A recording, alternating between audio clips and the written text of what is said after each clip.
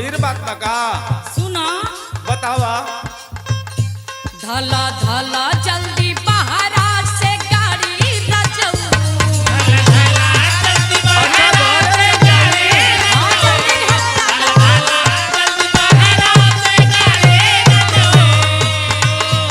धला धला जल्दी बहरा से गाड़ी रजऊ। तर कुलवे से चुएला, तर कुलवे से चुएला साड़ी रजऊ।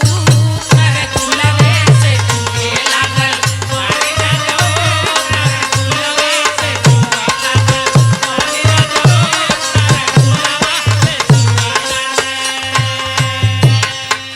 अच्छा यह जरूरी काम बा है ना ते घरे चली आई। हाँ जल्दी घरे आजा। सुना हमारो मन तो बटले बा, जोगाड़ में हमहू बाड़ी तनी धीरज धरा। सुना सुनावा। सुना सुना हो जोगाड़ में बाड़ी रनिया।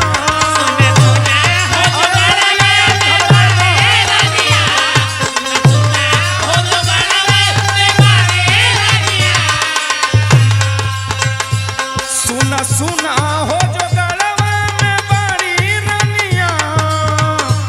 सुन के मुहमा से चुए लागल, सुन के मुहमा से चुए लागल पानी रनिया। सुन के मुहमा से चुए लागल पानी रनिया। सुन के मुहमा से चुए लागल। अरे पानी के नाम ले सब खाता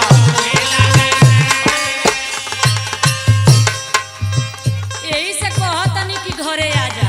एकदम कोशिश में बाड़ी जल्दी आई। सुना एक बात और हा। अच्छा औरो कोनो बात बा? हाँ सुना। बतावा। बबुआ कहता वो के जींस ले ले आई हा। अच्छा बड़का लड़का बने।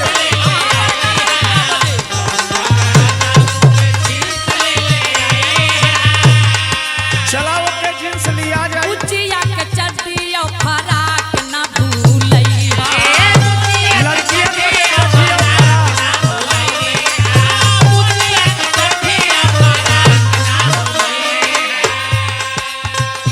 सुना हो एक बात और हा।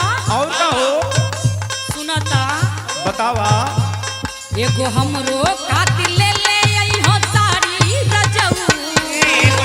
अच्छा चलो के साड़ी भूलैया।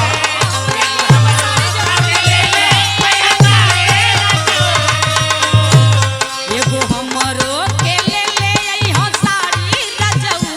तर कुलवे से चुए लागल, तर कुलवे से चुए लागल साड़ी रजऊ। तर कुलवे से चुए लागल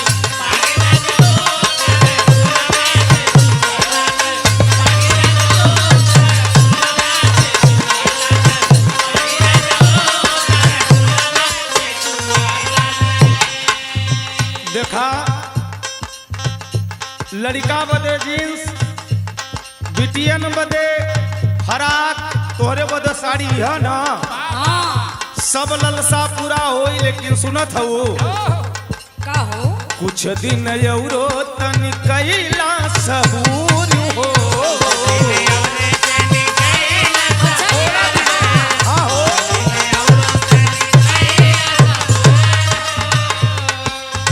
जवन जवन कहबू मोलई में जरूर हो।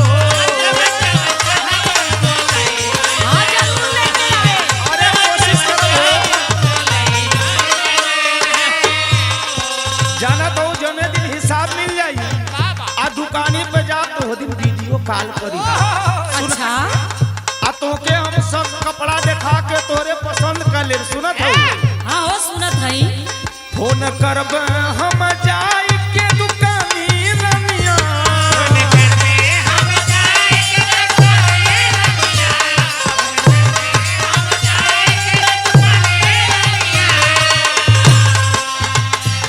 फोन करब हम जाई के दुकानी रनिया।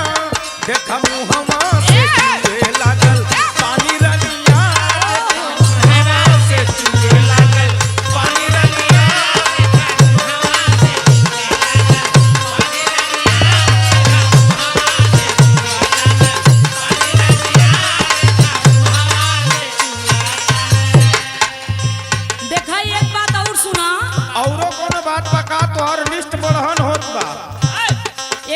छोटहन बात बा सुन लता बतावा।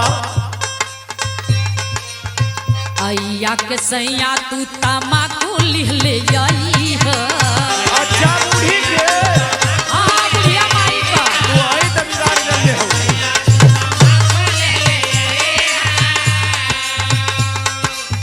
लमका मोबाइल हमर मांगत रहे भैया अच्छा तोहर भाई मोबाइल मांगत रहो। ए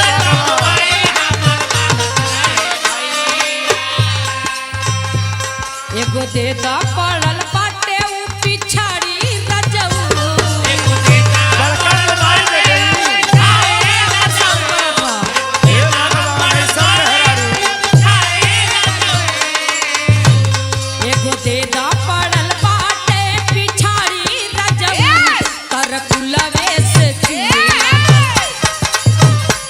तर कुलवे से चुए लागल तारी रजऊ तर कुलवे से चुए लागल सना भजन की प्रस्तुति है साथी।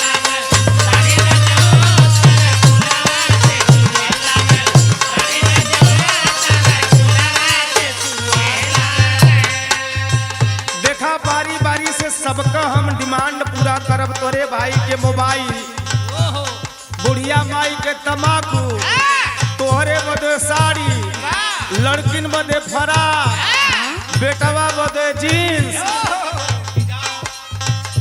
सब चीज। लेकिन सुना ये समय का हालत का बा। का हालत बा हो मंदा बा काम धंधा कहल निवास हो। सही बात बा।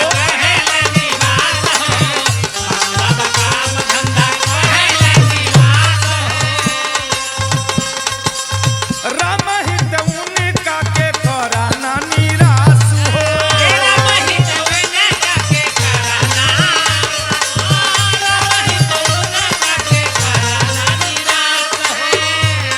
जानत हो का हो भाई तोहर इतना दिन से अगर मोबाइल मांगत हुअन, ए समय बजट ना बा कि नया लेके दे दिहल जा। घरवा तमाम मोबाइल बा, एगो काम करिहा बोला दे दे घरवा के